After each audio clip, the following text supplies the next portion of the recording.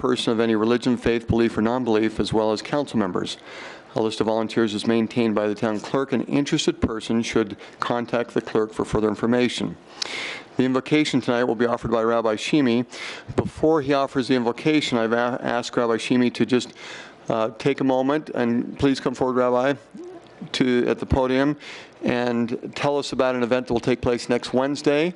The lighting of the menorah, as far as we know, the first time the community has officially been invited to attend that, and first time in Gilbert. And after the rabbi gives us that quick invitation, the invocation will be offered, and then Councilmember Cook will invite one of the scouts to lead us in the Pledge of Allegiance. For those who are here at council chambers, we invite you to please stand. Good evening to all. Next week, actually starting this Saturday night, commences the Jewish holiday of Hanukkah. And like the mayor mentioned, next week, December 12th, at 5:30 p.m., we'll be holding the first ever Gilbert citywide public menorah lighting. It's going to be held at Santan Village Mall. It's going to be in the west end of Harkins Courtyard. It's going to be the lighting of the menorah. We're honored to have the mayor going to be lighting the menorah. We're going to also have live music. And it's going to be a gift for every single child, and a fun event for all. And it's a pretty monumental occasion, so all are invited and all are pleased and asked to participate if they're able to. God in heaven, Master of the universe, we stand before you in prayer. Look favorably upon the mayor, members of the city council, the city manager, and all those that dedicate their time to this great city of Gilbert. Bless these distinguished individuals who have been chosen to make laws and decisions for all of the citizens of our state. Let us recognize that this privileged position enables us to actually perform one of the 7 Noahide laws given to us by God at the dawn of civilization. You commanded us to believe in one God, respect life, respect property, respect family, respect your holy name, respect of all living creatures, and finally, the one performed here, that every society be governed by just laws which are based in the recognition and acknowledgement of you, O God, as the sovereign ruler of all men and all nations. We, the citizens of the United States of America, proudly proclaim our commitment to this system of justice in the Pledge of Allegiance, one nation, under God, with liberty and justice for all. We are a country founded upon the principles of morality, decency, and trust in God.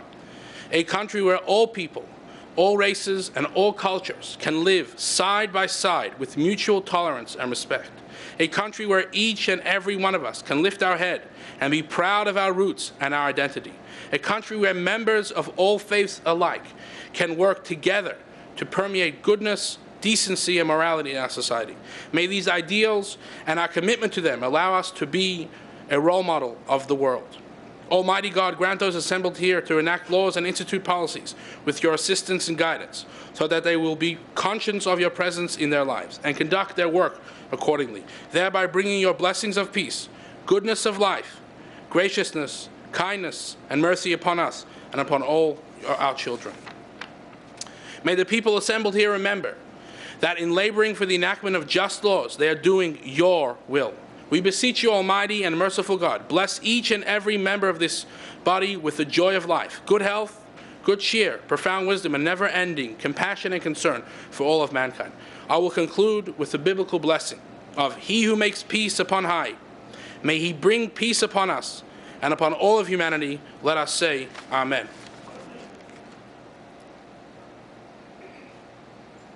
We will have Scout Braden lead us in the pledge.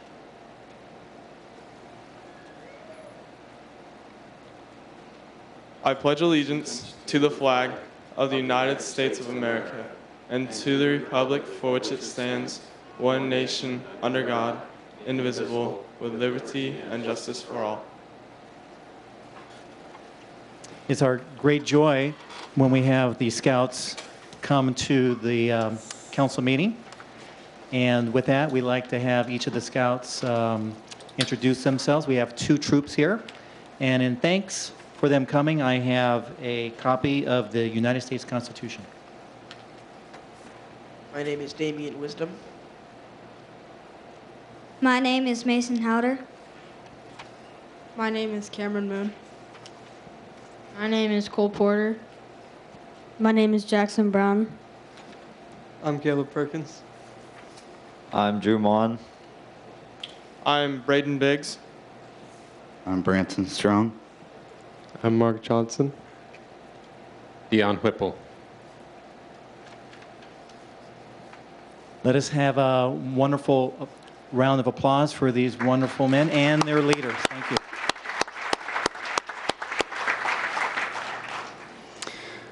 Thank you. Our town clerk, Kathy Templeton, will now conduct the roll call. Mayor Lewis, Here? Vice Mayor Sens, Here. Councilmember Cook, Councilmember Cooper, Here. Councilmember Daniels, Here. Councilmember Peterson, Councilmember Ray. Here. Quorum is present. Thank you. We will begin with our presentations and proclamations. Our first item will be Councilmember Cooper, who will tell us about the Pillar of the Month carrying, after which Vice Mayor Sens will lead us with agenda item number 2. Councilmember Cooper. Thank you, Mayor. This month's highlighted pillar is caring. As council members and town staff, we truly care about each other, or each and every customer that our organization relates to, both internally and externally. We are committed to building lasting relationships. We are sincerely concerned about those we serve by expressing gratitude and helping people in need. Good evening. Mary Jo, would you bring your group up, please?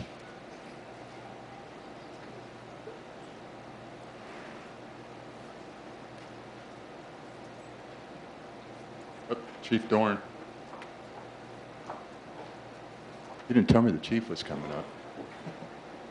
Okay, we're here tonight to celebrate a mega crime prevention event.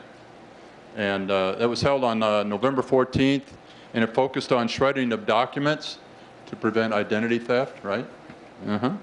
Household drug disposal and VIN etching of vehicles. In 3 hours, 14,930 pounds of paper was shredded, 305 pounds of household prescription and over-the-counter drugs were collected, and 50 vehicles were etched. This program encourages citizens to protect their identity, properly discard household drugs safely, and provide, a layer of protection on their vehicle so it doesn't get stolen. They just take the window, right?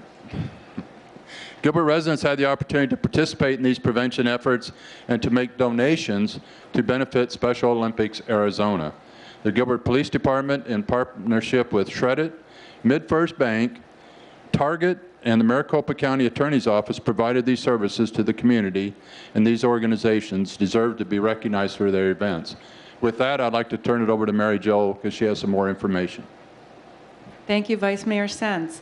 We would like to recognize this evening, right here to my right, Marty Fenn, the sales manager of Shred It, for providing 2 shred trucks and staff at no cost to the town of Gilbert residents at the mega crime prevention event that Vice Mayor Sens just mentioned.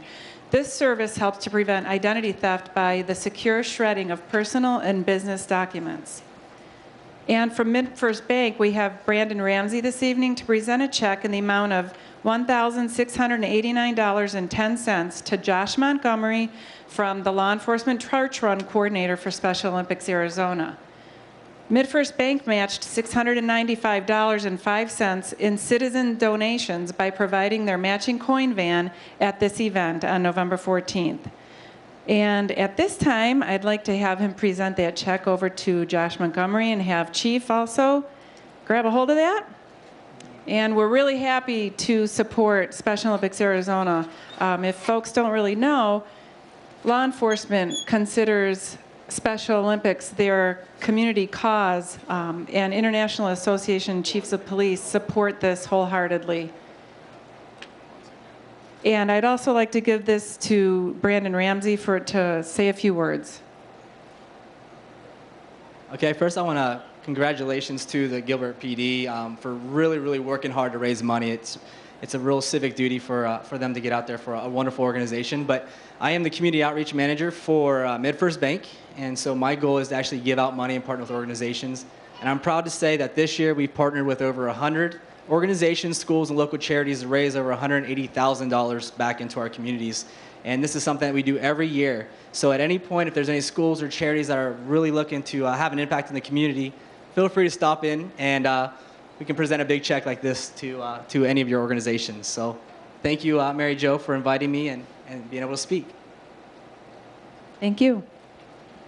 On top of that, I'd like to say that MidFirst is also one of the sponsors of our Veterans Day event, and we appreciate them participating and helping out. So thank you very much.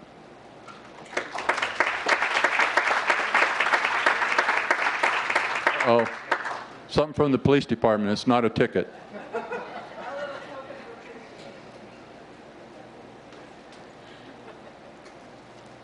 Thank you. If Ms. Susanna Clapham and Ms. Lynn Ulrich would please come up, we would love to have a chance to honor them tonight too. As many of you know, the town of Gilbert has a reputation for some of the finest schools in the country. We are grateful for these two educators. They are both teachers. They both do a tremendous job, and they're both receiving awards. And the town of Gilbert wishes to extend our congratulations as well. The town of Gilbert, Arizona hereby extends its congratulations to Lynn Ulrich. Lynn, raise your hand. She's a kindergarten teacher at Santan Learning Center, and she's being nominated as a top 10 teacher through the Arizona Charter School Association at the Arizona Charter School Association annual conference. It was held on November 1st and 2nd, 2012. And we also have Susanna Clapham. The town of Gilbert, again, extends its congratulations. She's a 4th, 5th grade gifted combo teacher. I'm sure there's some explanation for that, but it sounds like a 4th and 5th grade combined class. And again, at Santan Learning Center. And she's nominated as a top 3 teacher through the Arizona Charter School Association.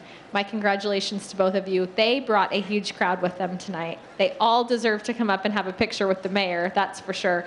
And as they're coming up, we'll have the principal, Dr. Chris Sipple, come on up here. Superintendent, I just demoted him, I'm sorry.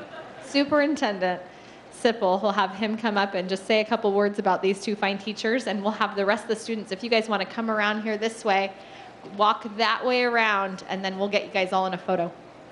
Thank you so much. We couldn't be more proud of all of our teachers at Santan, but of course these two wonderful ladies here. Both of them have been with us for 2 or 3 years now? 2? Year 3, yeah. And so, you know, we're just honored with what they can do for their children in the classroom and what they've done for our school as a whole. We also like to mention that there are every year the Arizona State Charter Association nominates 10 teachers.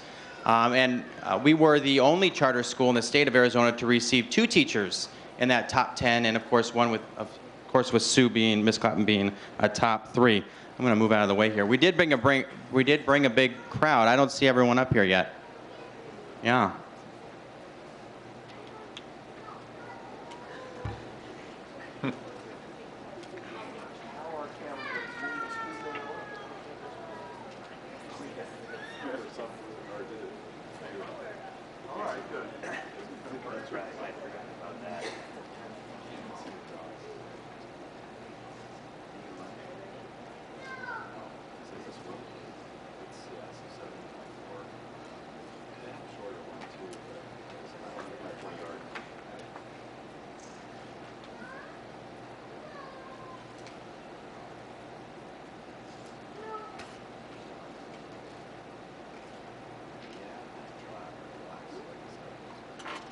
And if you could join me in a great round of applause. We appreciate them so much.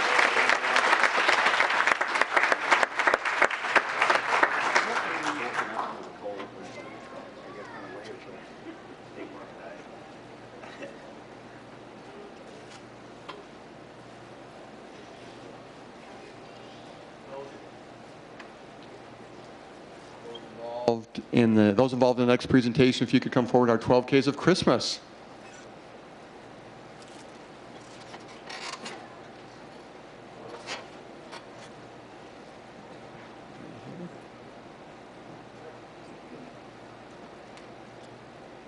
This is our annual event of 4th year.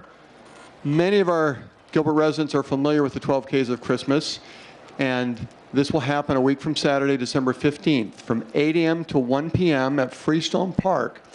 There will be a Christmas bazaar. There will be a village where a lot of booths and vendors that are associated with animals will be there, and pet adoption will take place. At 10 a.m. will be the 1K or half K? Or what? No, Daryl, give us a couple more details, and then we'll talk about the Spirit of Giving Award. Thanks, Mayor. At the 1.2K will take off at 9:12. That's our sled run. It's about a half mile. We have families dressing up their dogs in different costumes. And then at 10:12, we have our 12-kilometer run walk that will be going on the Powerline Trail. All the runners will be having the opportunity to run by over 600 kids from the community. They will be caroling on the course. And then 10:20 will be our 6K run will take off at the event. I've had a chance to attend in past years, and when we talk about vibrancy in Gilbert, this is one of the favorite activities. Involves many, as was mentioned, the Christmas carolers are groups from all over the area that come to cheer on those who are running with songs of the holiday spirit, and so we thank Daryl for organizing this. Now, part of that spirit of this event is an award, and it's called the Spirit of Giving. And a key sponsor of this event is our Phoenix Mesa Gateway Airport, one of our favorite organizations that Gilbert's a part of. And Brian, if you can come a little bit closer, and I'm going to have you introduce yourself, and as I give thanks to the Gateway Airport for sponsoring, and then we're going to talk a little bit about the recipient this year. But anything else you'd like to add to that? Thank you, Mayor. Just like to say it's a privilege to be a sponsor of the 12 Ks of Christmas. It's a wonderful family-friendly event, and glad to be here tonight. Thank you. Brian, thank you for being here. Now we're going to do another shift. Sergeant Bush, can you get a little bit closer here? And Councilmember Daniels, let's bring this in front. Presented from the 12 Ks of Christmas organization and on behalf of the Phoenix Mesa Gateway Airport, tonight we recognize Dr. Eva DeCosio as this year's recipient of the Spirit of Giving Award. Now this particular award, there's a lot to it, but the primary focus is on individuals that have that spirit of volunteerism to use their time and talents to support animals. And Dr. DeCosio, I understand, and this husband to your right, we thank him for his service for serving the Gilbert residents in their police department, Sergeant Bush, but I understand is it 14 dogs, 6 cats, and 4 horses that are part of, oh, I've got the number wrong, please. It's 11 dogs, 8 cats, 4 horses, and 8 chickens. How could I forget those chickens? And 2 baby chickens. As a veterinarian and one that has done much for animals, you are the perfect fit this year for receiving the Spirit of Giving Award. So those who are here at Council Chambers, if you can join me in giving a nice round of applause. This is yours, and oh, Daryl, I almost forgot. All council members have received their 12 Ks of Christmas stockings to help us as we run in the races and cheer on all those participants. And as I mentioned, this is one of those vibrant activities that the entire community is invited to come. Freestone Park a week from Saturday, December 15th from 8 to 11, and the races at various times. Did I miss anything? Okay, thank you. Thank you so much.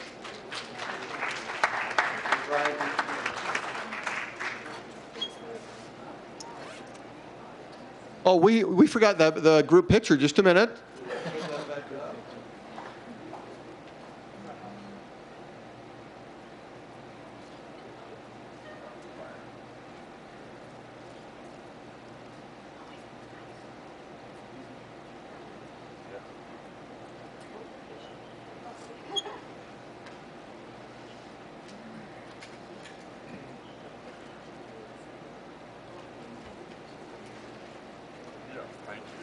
On each town council agenda, right at the end is a chance for current events to be updated. There are 3 in particular that I felt it would be better to bring up closer to the front. And so if I could have the 3 individuals assigned to give us an update on some current events, we'll start with Melanie.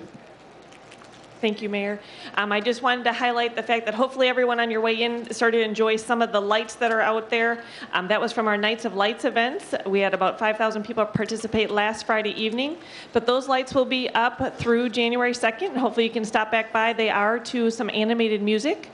Right now, we do have that off because what you saw set up there is this weekend, starting tomorrow evening, Friday night, we have over 20 hot air balloons that will be out here on the municipal lawn for the Arizona Balloon Classic. They will be doing a balloon glow tomorrow night, and then on Saturday morning, they will actually launch from here to do a hare and hound race, which they have a very large balloon that goes first with a big X on it, which goes somewhere we don't know, lands, and then the other balloons launch after that to try to find it and drop a beanbag closest to the X. So it's an actual race that they do to try to gain points. But the Saturday time is they will launch anywhere between 5 a.m. and 9 a.m. so you can get a good early start on your day. But there will be activities throughout the day here on the lawn till 9 p.m. There are some food vendors here, carnival games for kids. It is $10 per person to enter, 12 and under are free. And then they will launch again on Sunday morning. So hopefully you can get back out here during this weekend and enjoy the event out here. If you're not able to make it to this site, there actually will be another balloon glow down at the Santan Mall, so you can enjoy either location.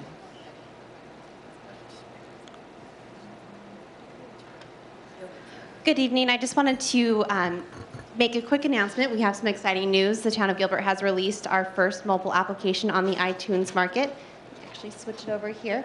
It is through the Gilbert Police Department. It's called DDAX. It gives users of Apple products at this time the ability to track crime and traffic statistics here in Gilbert. Gives a little bit of information about the DDAX program, the opportunity to view crime reports, and just see how crime and traffic is doing here in the town of Gilbert. It also gives you the opportunity to look at, submit online crime tips, and then also the ability or easy access to contact information for the police department.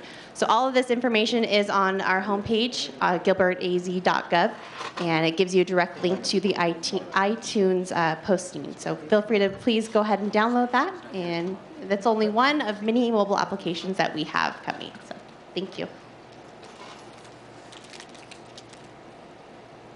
Thank you. I think one of the things we wanted to announce today is a very large retailer of furniture announced Gilbert as a location yesterday. This is a 550,000 square foot furniture retailer that's going off the 202 and Power area, about 150,000 square feet of showroom capacity and another 400,000 of warehouse capacity for this large megastore in Gilbert. We're delighted to make that announcement. American Furniture Warehouse, and it should be up and operational sometime in, let's call it Q4 of 2013. Dan, you better introduce yourself quickly. I should have done that with Jennifer too. Mayor, thank you. My name is Dan Henderson. I'm the Economic Development Director for the town of Gilbert. So 3 current event updates: balloons, lights, mobile apps, and 550,000 square feet of furniture coming to Gilbert. Thank you. We will continue with our agenda. Next is number 4, the communication from citizens. Vice Mayor Sens, what requests do we have tonight? We have none, Mayor. I'm just going to look around council chambers and confirm that. Thank you. We will now move to the consent calendar as noted on the agenda. Items listed on the consent calendar may be approved by a single motion unless removed at the request of council for further discussion or action. Other items on the agenda may be added to the consent calendar and approved under a single motion. Vice Mayor Sens, what request do we have from the council? Mayor, make a motion to approve the consent agenda, items 5 through 18, adding 26, which will be continued to a date uncertain. And item 5 will be pulled for future discussion. And we will also move item, not as part of the consent agenda, but move it up, item 24. Mayor Lewis, I believe that item 12 was supposed to also be pulled. It'll come back on the next meeting. Okay. Thank you. It's just... just says an amended contract included in the folder. You want it pulled? It's not? You've got an amended contract, but it's being pulled anyway. Okay. So we will not, item 12 will be continued as well. And for item 24, Councilmember Daniels, Mayor Lewis, I think we should do that separate as a separate? Okay, thank you. All right, thank you. So with that, that was the administrative part, and was that placed into a motion? It was, Mayor. Okay, and is there a second to that motion? second. There's a motion and a second. Council, please vote. Thank you. That's approved with a 6-0 vote. And agenda item 24, Councilmember Daniels. Thank you, Mayor Lewis. I move that we appoint one alternate member to the Planning Commission with a term ending June 1st, 2013. That would be Kyle Powell. Is there a second? Second. There's a motion and a second. Please vote. That's approved with a 4-2 vote. Thank you. And agenda item number 5, we will discuss when Councilmember Peterson returns.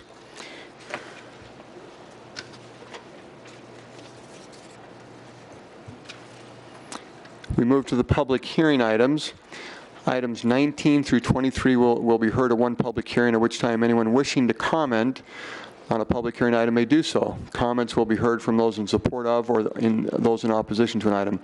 Before I continue, Vice Mayor Sens, do we have some requests to speak on public hearing items? Mayor, we have one request to speak in item 20. Item 20, okay. And as it says on the agenda, in order to comment on a public hearing item, you must fill out a public comment form, which has happened.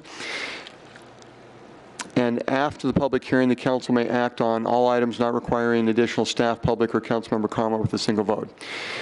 I also want to look across council chambers and confirm that there were no other citizens that wish to speak tonight on the public hearing items. Thank you.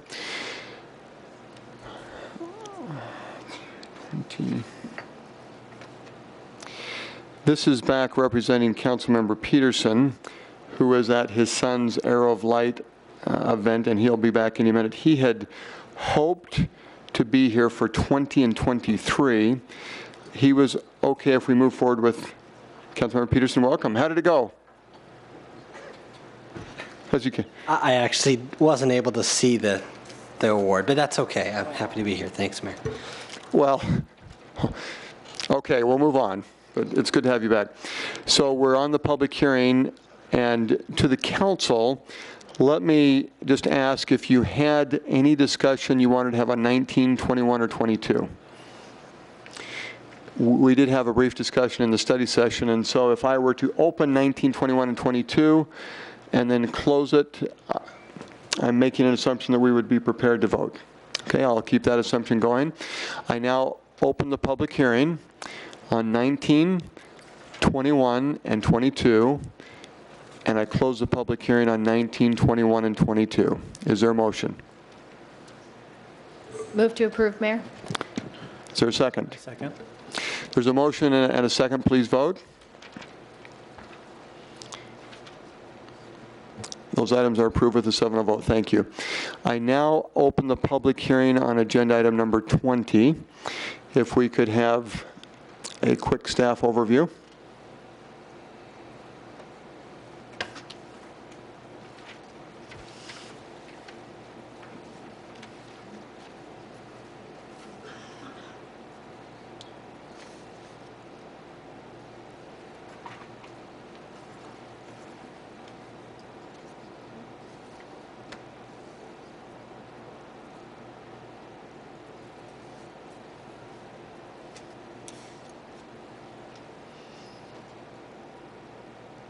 Thank you, Mayor. Mike Melillo, Senior Planner with the Development Services Department. Item number 20 is the general plan update for 2012. And there's a lot of cleanup items in this update.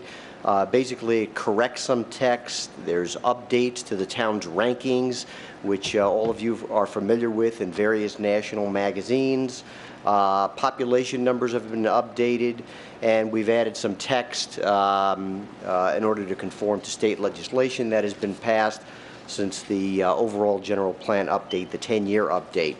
We've also amended maps to reflect adopted general plan amendments over the last couple of years.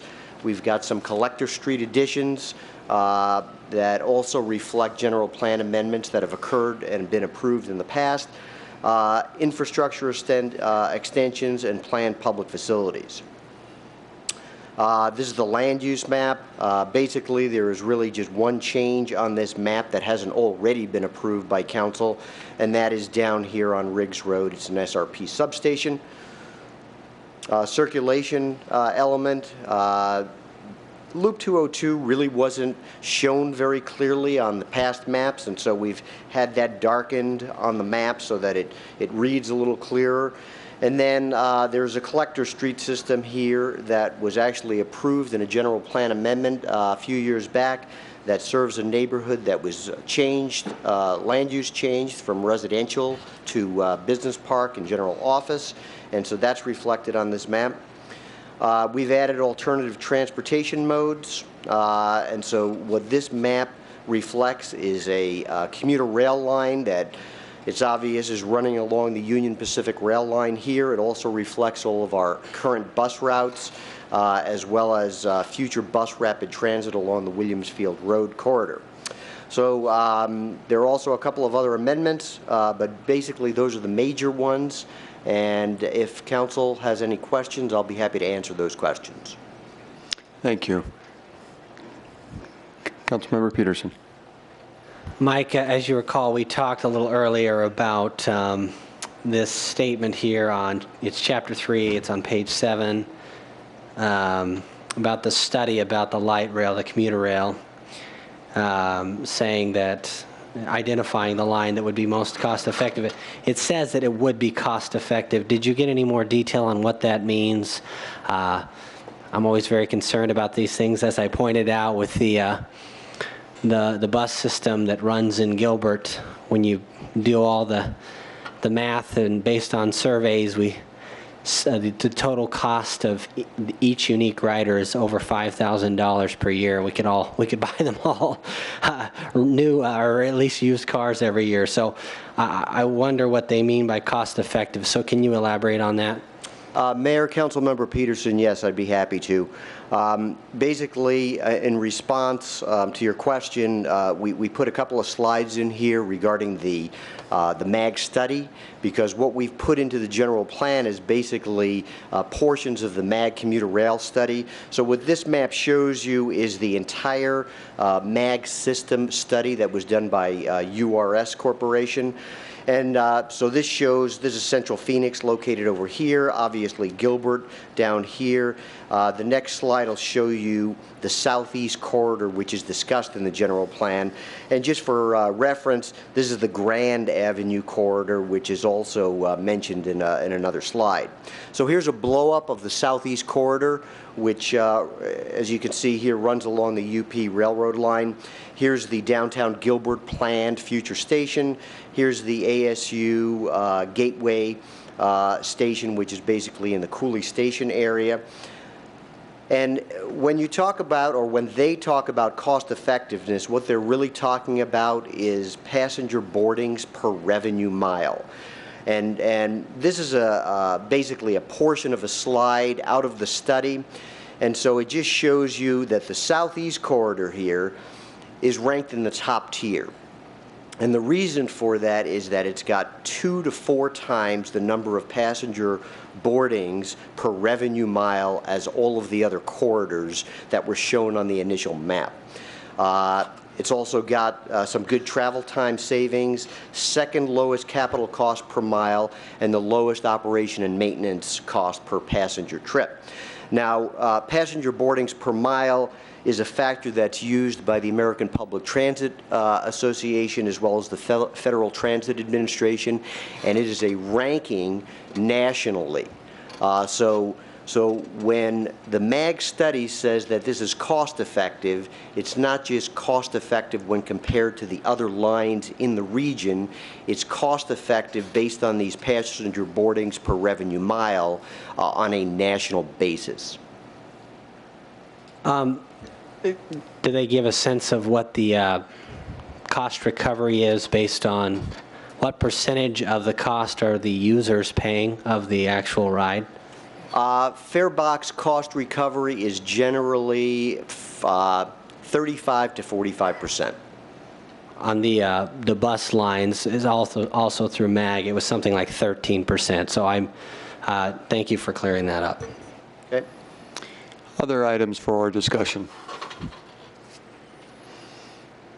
Mike, is there any other information from other sources that we need to hear before I would close the public hearing? Mayor, I do not know of any, no. Okay, thank you. Thank you, Vice Mayor Sens, as a reminder. We do have a citizen that has requested to speak, and Vice Mayor Sens, if you could please conduct that. Andy Moore. Andy, if you'll please state your name and municipality of residence, and we'll give you 3 minutes.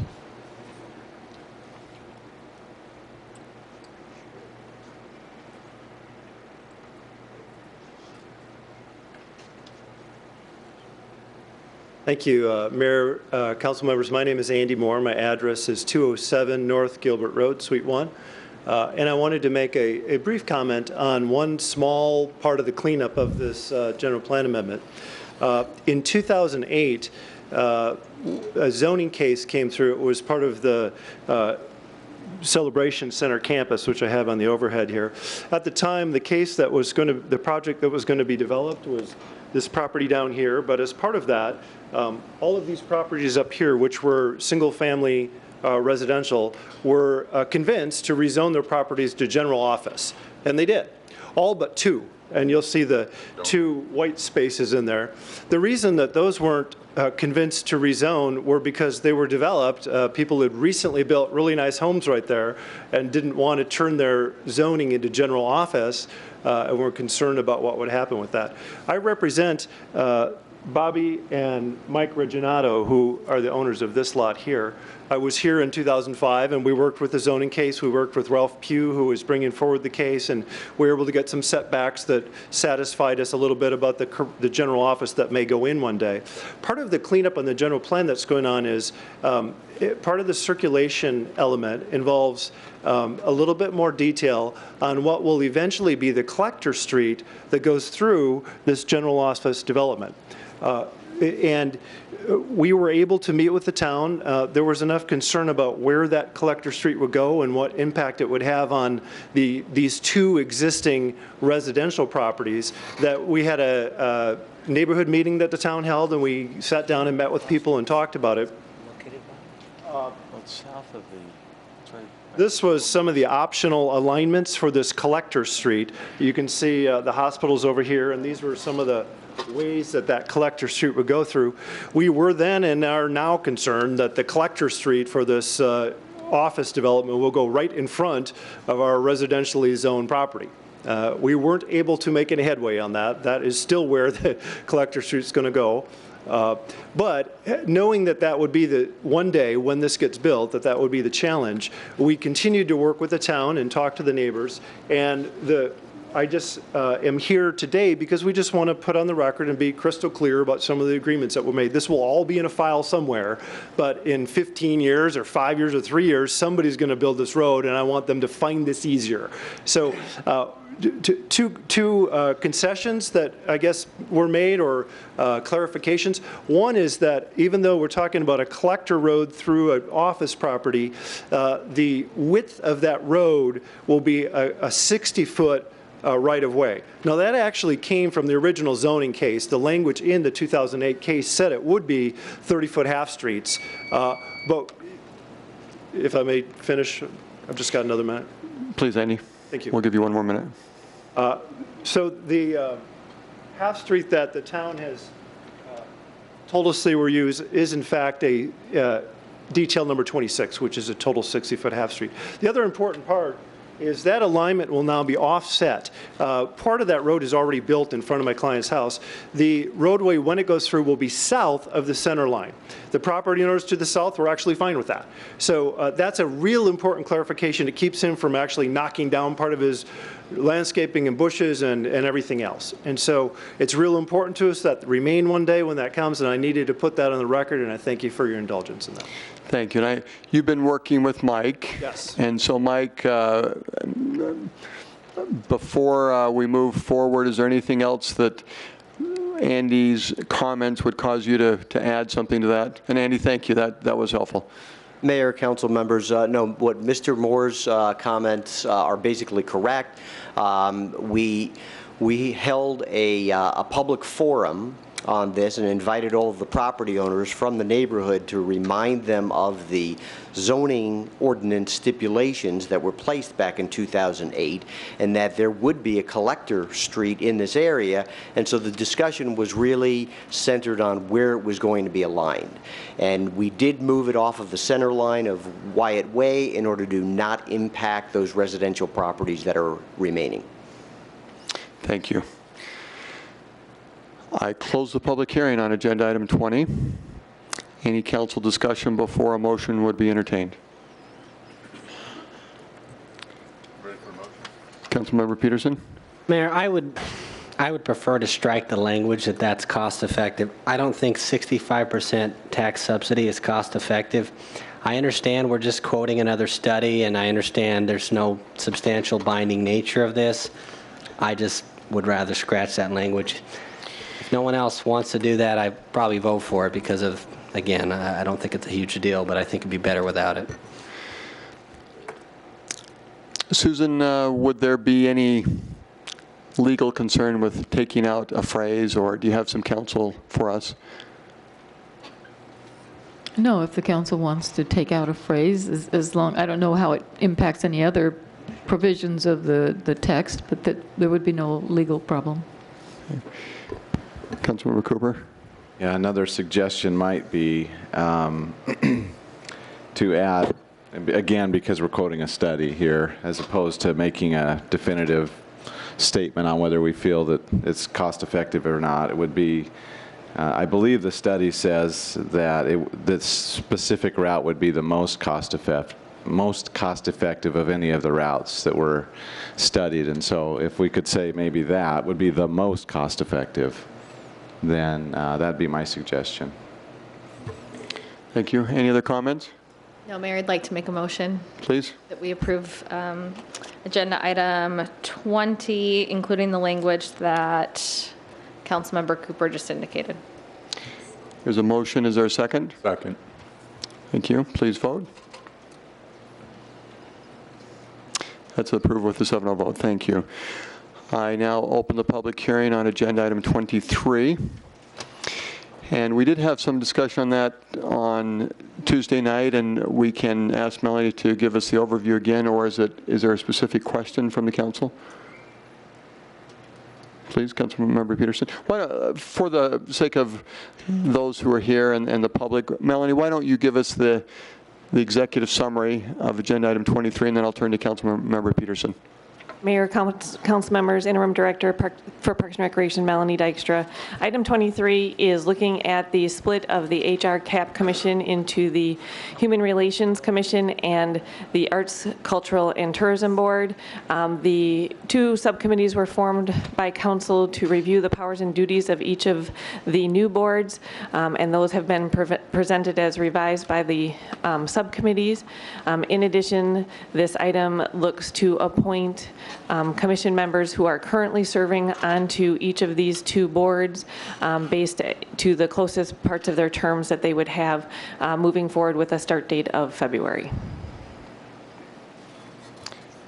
Thank you. Councilmember Peterson. Thank you, Mayor. There's just one final tweak.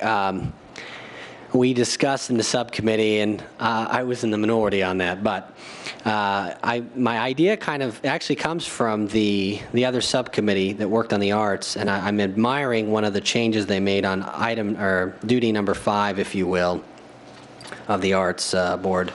It scratches one of the phrases there and it replaces it with encourage development of private nonprofit funding for arts and tourism. I would like to propose a similar change to the human relations duties and powers. Let me see if I can get to my part here. Excuse me. Item number 6, we could replace it's a similar item as it was in the Arts Board, with language something like encourage private funding for human relations efforts.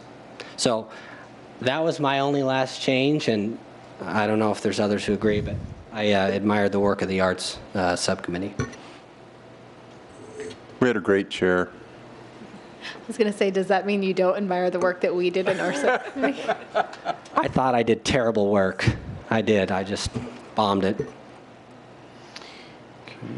Mayor Lewis, I'm letting that sink in, so if there's further comments, jump in, please. we did discuss this extensively, and I felt like the verbiage that was being proposed just didn't change the meaning or the intent of the ordinance as we had it, including the powers and duties. And so I'm in favor of just leaving it as it is, that we can move forward in a positive direction with our Human Relations and our Cultural and Arts Promotion Commission, both, and Tourism Commission. They both do a tremendous job, and we would love to hear any and all ideas that they have to bring forward. I think that it's standard practice for us amongst our boards and commissions to encourage volunteering and community efforts. And so I don't think that changing any language at this point changes the intent or the descriptive nature of powers and duties. Okay. Councilmember Cooper? Yeah, as I read that specific sentence that you are going to replace, I don't really see a need to replace that, but we might consider adding a comment that's similar to the one that the arts group put together. Just encouraging the private funding where possible. I mean, it's not saying you have, it's encouraging. That's what we want to just communicate, that we'd like to encourage them to look for sources like that. Okay. Mayor, that would be great for me. I'd really appreciate that. And Susan? What's the specific language that's going into the ordinance? I'm sorry, I didn't. It would be encourage private funding for human relations efforts.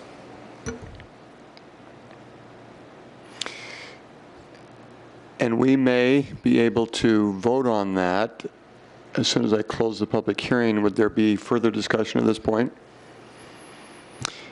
I close the public hearing on agenda item 23. Would a council member like to put that into a motion? Mayor, I move to approve item 23, amending the powers and duties of the Human Relations Board by adding the phrase, or the duty, it could be number, I don't know what number, 12, I guess, encourage private funding for human relations efforts. Is there a second? Second. There's a motion and a second. Please vote. That's approved with a 7-0 vote. Thank you. We move to administrative items. Thank you. I do want to go back to 5.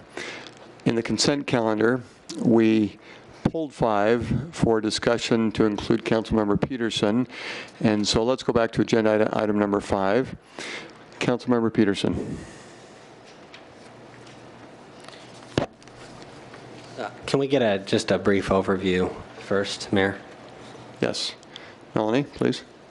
Mayor, council members, item number 5 addresses the opportunity for us to enter into a loan agreement with Higley Unified School District for use of an existing set of bleachers that the town owns and is not currently utilizing. They were removed from Rodeo Park when the landfill was closed for use, and they have been in storage at our north yard. And we were interested in trying to see if they would be mutually beneficial to one of our community partners. And we reached out to the districts, and Higley expressed an interest and a need in use of them. One of the representatives would have been here this evening in support of it, but he has a conflicting meeting, so he was not able to be here. But their school board had reviewed the agreement and has signed the current one that you see before you. They are interested in making use of the bleachers with the agreement that if the town has a need in the future coming up, that we would be able to utilize them for an event that we may have. But at this point, they would be used at Higley. Thank you. Councilmember Peterson. Melanie, can you tell us how much the Higley School Board was willing to pay for the use of the bleachers? At this point, Councilmember Peterson, we did not enter in the conversations about payment for the bleachers. We had established this as a loan agreement without monetary compensation. So did we even ask to see if they were willing to pay something for the use of the bleachers? Councilmember Peterson and council members, no, we did not. Why didn't we ask that question? Mayor, Councilmember Peterson, at this point, we have had some opportunities with Higley School District to, within our IGA, that there is an opportunity for equipment to be utilized by the town. And this seemed an opportunity for us to provide some equipment to them that we were not utilizing. And the value of them, the depreciated value of them currently is close to zero. And we just felt it was better utilized by another entity other than just in storage at our yard. Councilmember Daniels wanted to jump in, so please. Thank you, Mayor. I have been thrilled with the partnerships that I've seen between the town and our school districts, and I feel like this is just one more example of that. And I'm thrilled that we now have an opportunity to give back to Higley Unified School District in a way that they have provided for us. The very consistent utilization that we've had of the Higley Center for the Performing Arts. They've really had an open door policy for us when it comes to the utilization of their facilities and their equipment. They also have a number of communication devices that are used and that are at our disposal in case of any emergency, including all of their bus system and their bus fleet. I realize that that's not itemized here, but again, this is one of those partnership deals where if we have an ability to contribute to them in a way that does not cost us dollars, I see this as being a win-win for both the town and the district, and again forges those relationships and helps us continue to build what Gilbert is based on, and that is the helping and the assistance of one another. If it was going to cost us a substantial amount of money, or if there wasn't already a history of sharing and giving, if there wasn't already an IGA in place and other means by which we have shared resources, I'd probably have additional questions and concerns about it, but they've proven to be exceptional partners, and I'd like to continue that on our end. So with that, Mayor, I would be more than happy to make a motion to approve item number 5. I have a Vice Mayor Sins and Councilmember Cook. Let's have your comments, and then we may move forward, please. I'd just like to say that all the things that Councilmember Daniels just stated are true. Higley has been a great partner, and the IGA that we signed a couple months ago with Higley, the intent was to share equipment between the school district and the town because it's the same taxpayers. And I think the one thing that we decided is to loan stuff back and forth without starting a ledger and incurring additional cost to, well, let's see, we have to write a check to you, and then you have to write a check to us, and we're just wasting taxpayers' money, which I would think Councilmember Peterson would not like. So if we want to start writing checks, then we'll have to account for that and then see how much that costs. So I think what you said, Councilmember Daniels, is true, and they've been a strong partner. The stage and several other facilities that they bring to the town at no cost for Veterans Day and other events. I think we just had one, Nights of Lights, that they had provided the stage. So I think it's a good neighbor, and when we can share things, we ought to. Councilmember Cook. This is a question to Susan. When we have assets in the town, like bleachers, and if the Higley School and Gilbert School also have assets, I guess my question is, and we have, and I can't remember the IGA, but why do we need this loan agreement if we're already kind of swapping assets between the organizations? This loan agreement, or the relationships that's created with the loan agreement, is not included in the IGA. It's and Melanie can help me with this because she's more familiar with the specific terms, but it would not be included because the loan of equipment or the use of equipment doesn't go that direction, as I recall. Mayor, council members, that is correct. When I reviewed the IGA that we currently just established, it did indicate that Higley was able to, we were able to borrow equipment from Higley, but unfortunately in the language that was underneath the town of Gilbert, it was not written in to go that direction. And Mayor Lewis, I can help provide some background information on that. We went through several drafts of an IGA, as Councilmember Cooper is well aware, as also because he helped walk some of these steps as well.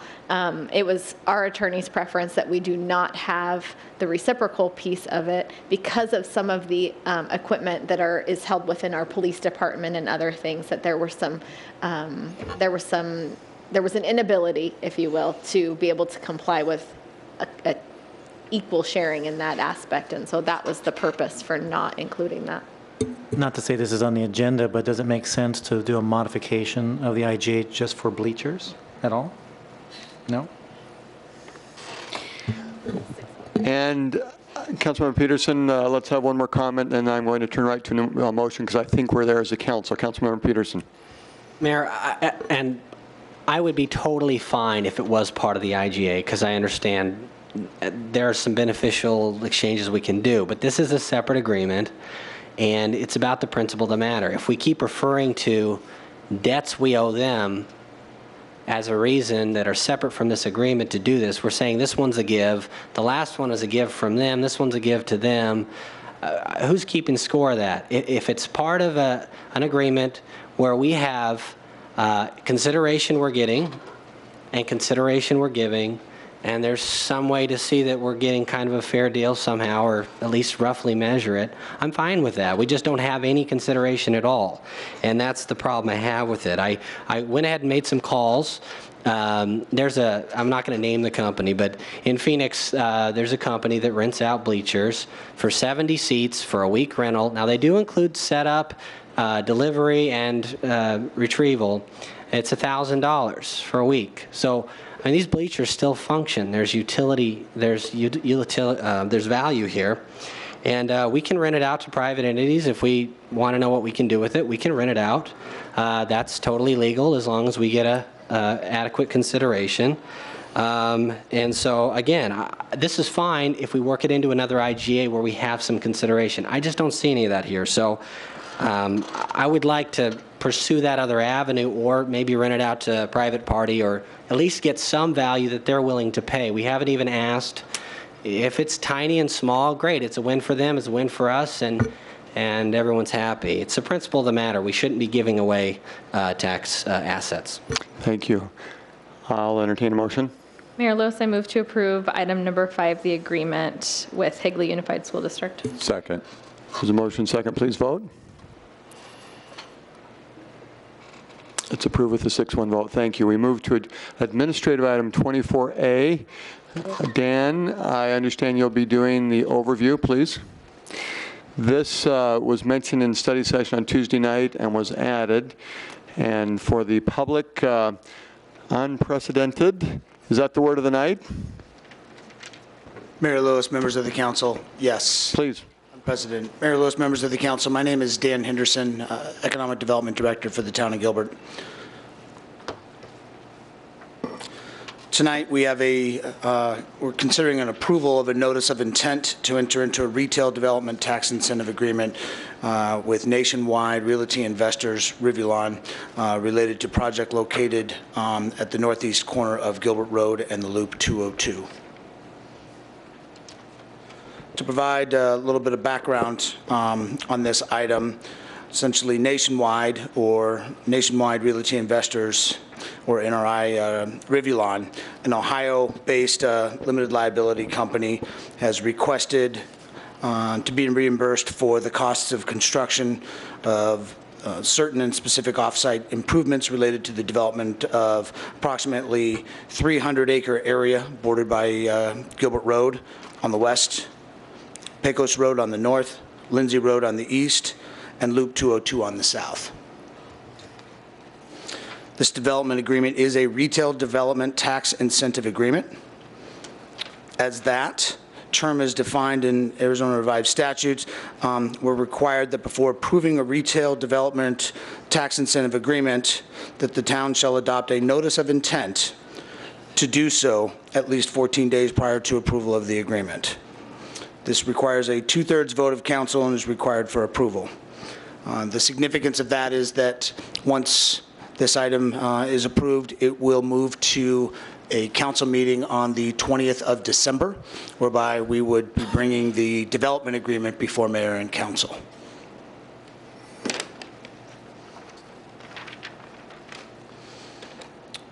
As a summary of the development agreement, will include commercial office space, about 250,000 square feet of commercial office space, about 500,000 square feet in retail space, and approximately 250 or more hotel rooms.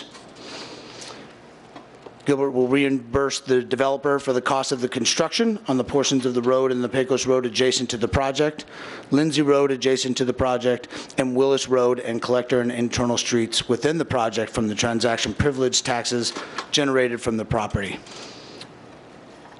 The maximum reimbursement for this is $35 million. This is a maximum reimbursement, Mayor and Council, and does not include an amount to be reimbursed for the construction of improvements at the corner of Gilbert and Pecos Road, which will be constructed by the developer and reimbursed from transaction privilege taxes generated. I think it's important to note that with this project, Mayor and Council, the initial development would consist of 120,000 square feet of office building and at least 250,000 square feet of pad-ready sites for the duration of the project. To clarify, Mayor and Council, we would always keep 250,000 square feet of pad-ready development in play, available for high-wage jobs, as well as any project that's looking to expand or relocate into the community. After that, until 2,500,000 square feet of commercial office space has been constructed, reimbursement will occur as blocks of 100,000 square feet of commercial office space is constructed. The developer will dedicate all right-of-way required to pay for the cost of acquiring it. At this time, there is no financial impact because, of course, we are seeking a notice, an approval of a notice of intent. There will be financial impacts if council approves the development agreement, and that will be set forth at that time. Mayor and Council, that concludes the overview and a brief summary of the project. Are there any questions? I'd like to summarize just to make sure I have that. So tonight, we are to vote on a notice of intent. And what that means is it gives a 14-day notice for the public. And so on December 20th, that's when we would be formally voting as a council to approve this agreement. This is a discussion we've been having with Nationwide for several years. Nationwide is a group that has done projects throughout the country. Locally, one that our residents would be familiar with is Gainey Ranch. In Gilbert today, we have about 3.3 million square feet of office space. This would add 3.1 million, so almost double what we have.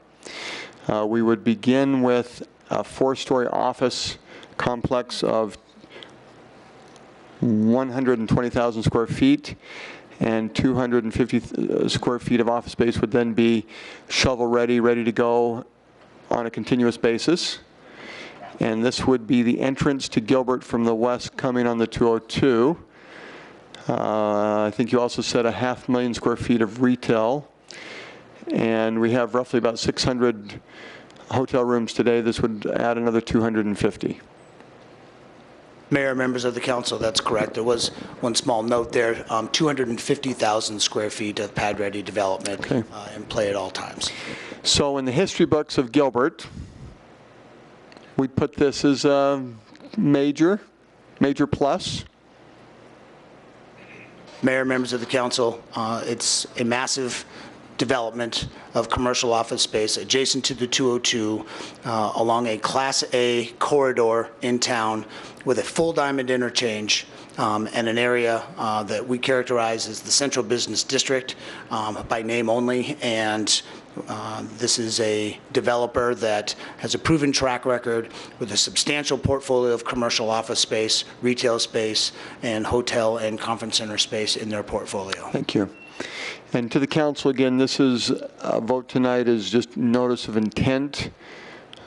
It's not voting on the agreement. Vice Mayor Sens, any? I just want to add a couple comments. Thank you, Mayor. As was pointed out, we've been working on this for several years, and I think staff has done a tremendous job in working out a deal that was beneficial for the town of Gilbert.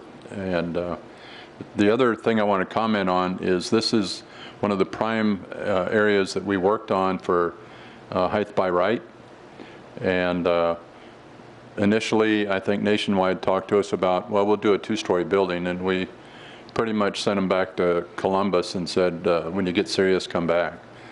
And so I think we've worked a plan that looks real good, very excited about it, and I think this is a major step forward for Gilbert. We say we live and play in Gilbert, but we don't work here.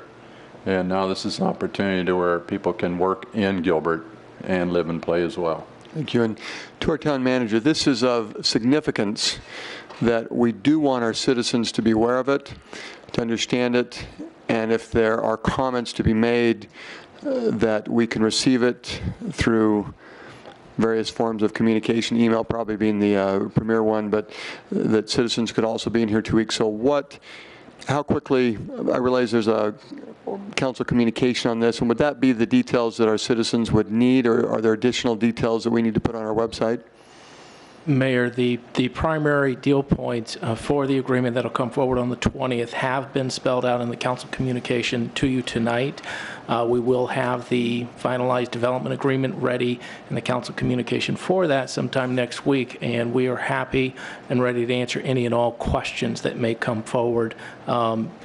Going forward anytime up to the 20th, and go through in further detail the mechanics of the transaction, the impact it will have on our community, and are happy to do so.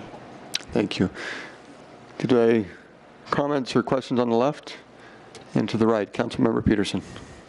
Mayor, I'm ready to vote in favor of the notice of intent, and I'll explain why. The reason is best summed up by Sir Francis Bacon, who said, this is a paraphrase in case somebody pulls him up, but if we start with certainty, we end with uncertainty. If we start with uncertainty, then we can end with certainty. I haven't seen an incentive agreement that I felt was correct on principle yet. Mainly the principle of fairness. I'm not sure the two are, incentive and fairness can be really compatible, but I'll keep an open mind till I have all the facts, and so this allows me to continue to learn about it. But anyway, with that, I'm fine with approving this stage. Would you like to make a motion? Mayor, I move to approve item 24A. Is there a second? Second. There's a motion and a second. Please vote. Thank you. That's approved with a 7-0 vote. And Dan, thank you. It may seem to some of our citizens like this just happened, but as was mentioned, and I echo it again, this has been something that we've been working on as a community for quite some time. Mayor, members of the council, thank you. Thank you. We move to agenda item 25, Board, Commission, and Committee updates.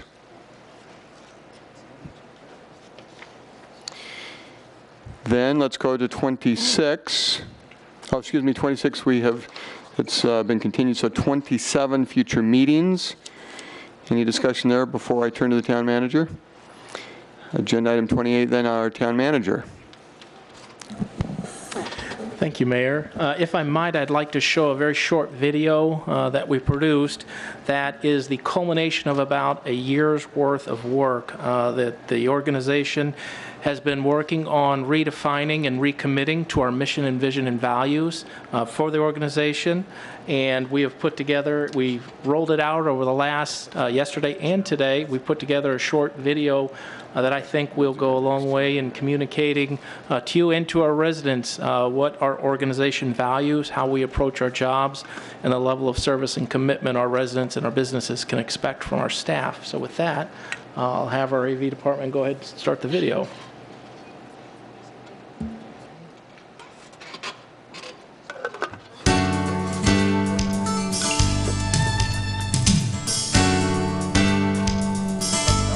To me, that is one of the most, the fundamental piece to any organization, to define your mission, what your vision is, what your values are as an organization. Part of being in a town is relationships and community. And if you don't have good service at the community infrastructure level, it doesn't make people want to be there. I've lived here for about 21 years and there have been just tremendous changes, and they're always been friendly to me. It's just a great service, been prompt, been attentive, been thorough in what they're doing with the bulk trash pickup, with the recycling, coming down here to pay your water bill if you need to do that and get water service. They're always great, either on the phone or in person. My little ones love the trash truck. We always run outside and the trash truck gentleman always waves and smiles at the kids and stuff. And a couple weeks ago, he actually stopped and got out of the truck and brought my 4-year-old son a little trash truck. They go the extra mile of making people feel special, and you know, just 2 little kids, they don't have time to do that, but they did. My son was riding his bike to school and he had an accident. I crashed and I hit my head pretty hard and I cut my face. And 2 of the employees of Gilbert saw the accident happen. They helped me up and they grabbed my bike. And they stopped and helped him until I could take him home. But I was very impressed that you know, they made the comment that they were dads too, and that, you know, they would have done for anybody. So as a mom, that meant a lot.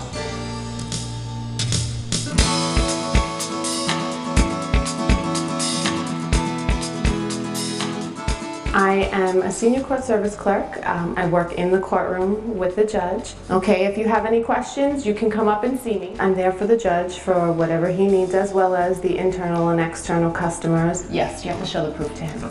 Okay. What I do affects my coworkers, affects the internal and external customers.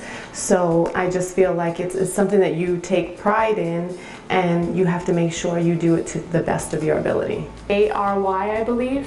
If we make a mistake, it affects a lot of other people.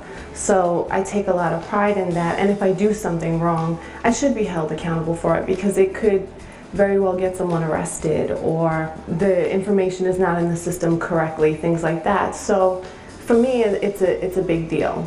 And I think it's also a big deal in an organization to be accountable for what they do. We're all accountable to the citizens of Gilbert. I'm a fire captain here at Station 2 in Gilbert. Local station alert. I'm responsible for the daily operations of this fire station and a crew of 3 other people. I like the idea of questioning why we do things, how we do things, how can we do them better. I think innovation can come in multiple ways, one being the creation of a new idea, and I think the way I've approached it here in fire was more of taking an existing idea, looking at how we apply it, and making changes so that we can add value to what we provide the public.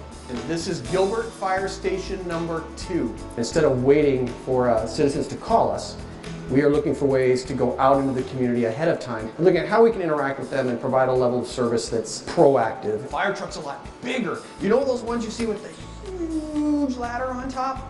By doing that, I think that the citizens will get a greater return on the tax dollars they're spending within the town. As the taxpayers, they want a value for their money.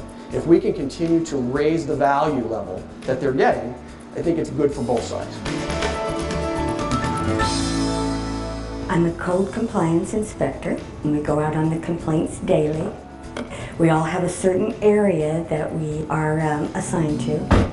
No one wants to see a code compliance officer come to see them, but I want them to feel like, you know, they can tell me what's going on and, you know, how can we help. We educate. Educate is our biggest communication tool when it comes to the citizens of the town of Gilbert. The code says that there needs to be anything cut down. A good communicator would be somebody that can relate to the situation. When you're communicating with people, you're showing that you care and that you care what your community looks like. I'm the victim advocate for the Town of Gilbert Prosecutor's Office. I serve victims of crime. Basically, I'm here to explain your rights as a victim of crime, to answer any questions and convey information to the prosecutor. As a victim, you do have a right to make a statement to the judge. In serving victims of crime, it often requires that the provider become involved in their lives Integrity is the foundation in developing trust between the provider and the victim. In many areas, we're dealing with very sensitive topics and sensitive information, and the public needs to feel confident that they will be treated with the utmost integrity. I'm an outreach specialist, but I'm filling in as a household hazardous waste technician. Have some goodies? I do. Basically, we unload vehicles with all their hazardous material. We bring them in, we separate them. We put them in the proper locations. We mix paint, we ship out paint to the customers. Honestly, learning, you have to embrace it. When a supervisor asks you to come help, you step forward, you say, absolutely. Thank you so much, enjoy. Thank you. Bye-bye. Because we do provide a service within the town of Gilbert, regardless of what department you work in.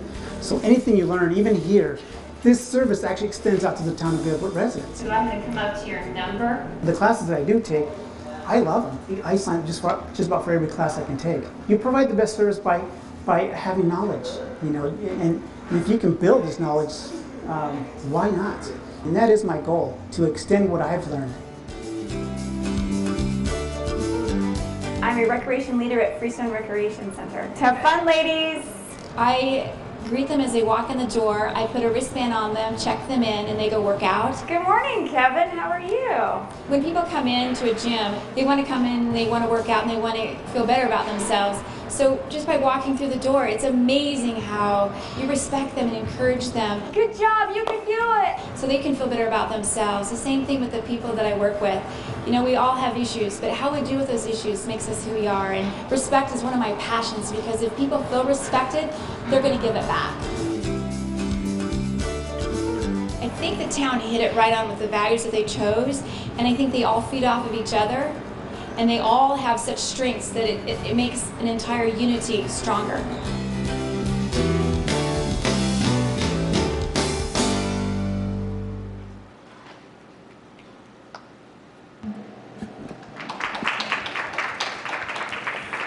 Thank you, Mayor. And I'd like to thank all of our workforce here in Gilbert. All levels of the organization worked together over the last year to go through and come up with our new mission statement, which is we are a service organization committed to enhancing the quality of life and serving with integrity, trust, and respect. And our vision of we will be best in class in all lines of service. So they put it together. It's going to be an important part of our culture and who we are and how we approach our jobs. And I'd like to sincerely thank them for all their hard work. Vice Mayor Sens? Patrick, the shirt you had on at the beginning, was that a cardinal red shirt? It was cardinal red. It's very rare, expensive. Two comments that I make. I had the privilege of attending, and we had 2 sessions to introduce this to town staff over the last 2 days, and I had the chance yesterday to attend the session here. And I saw this video, and then I received a card that had the 6 values, and I walked in, I was trying to think, how do I remember these 6 values? And it came.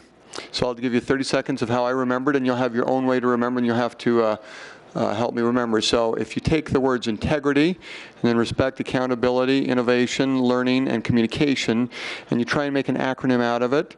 If you take the first one, the I, and you look at that sign right outside council chambers that says that we're a town, or a train town. And so you take rail, and so you celebrate rail. You go I, rail, celebrate. You have 6 letters that you can remember. Did you get it? Come up with your own way. But so we have 6 values. And Patrick, are you ready for a ceremony that's about to take place? This in front of me is the San Francisco Giant cup I have been using for 3.5 years to have water up here. The town staff received cups.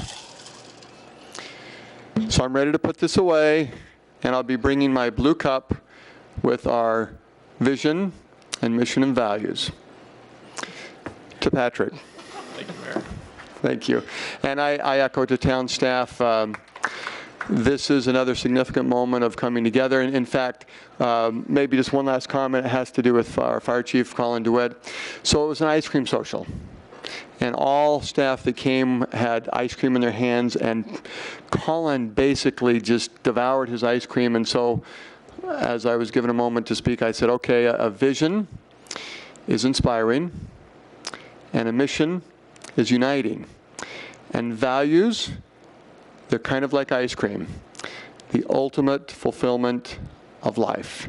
And then I held up Colin's ice cream bowl, which had basically been licked clean. So on that note, is that enough information for a vision, mission, and values? That is plenty. That's plenty.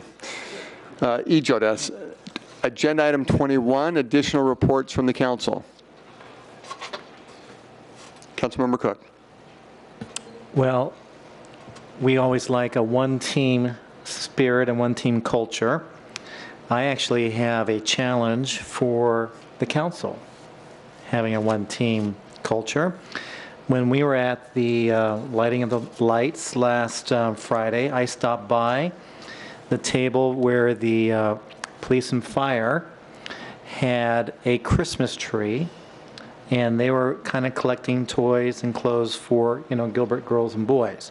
But on the tree were a number of families that could be adopted. And I would like to ask if the council, in leading the town's organization, that we would adopt one of those families for this Christmas season. I don't even think we need to put that into a motion. And I don't think we can, because it wasn't agendized. But how about thumbs up? Does that work? I see nodding of heads, and we give full support. Councilmember Cook, can you take the lead on that and getting us organized? Yes, I will take the lead, and I will. But also, we would like to encourage the rest of the organization to follow suit as we lead. Thank you. Thank you. Other items from the council? Okay, we move to agenda item 30. This will make the council nervous after what I just did with that other topic. I will end with 7 items. Quickly. First today was our Mayor's Youth Advisory Council extension of Gilbert Government Days. And I wanted to thank all those who are participating. The youth of our community were focused on 3 topics, and they will be presenting their findings and their discussion at a future council meeting. The 3 topics were texting and driving, bullying, and suicide prevention. Also, Councilmember Ray represented us in giving the keynote address up front. He did a great job. Second, a week from Saturday, December 15th, from noon to 6 p.m., the Rock and Roll High School will be spearheading an event at the Santan Village, a fundraiser to support victims of Sandy. We invite the community, as you find out more details about that, to give your support.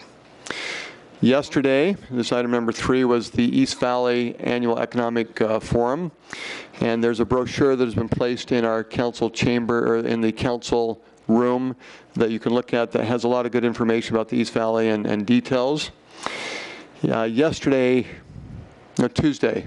it was the MAG Economic Development council meeting, and there were 17 small business leaders that came from Sonora, and there's information that was summarized as to relationships that are going forward to promote business endeavors between Sonora and the state of Arizona. And so that brochure looks like this for council members to take a look at.